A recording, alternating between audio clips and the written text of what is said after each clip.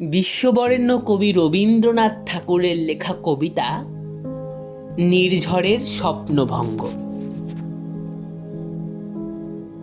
আজিয়ে প্রভাতে রবির কর, কেমনে পশিল প্রাণের পর।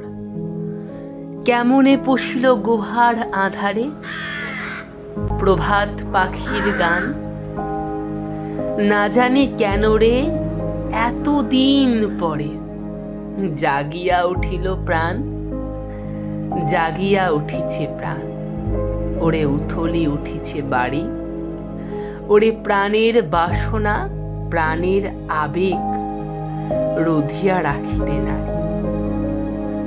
থর থর করি কাঁপিছে ভূধর, শিলা রাশি রাশি পড়িছে খসে।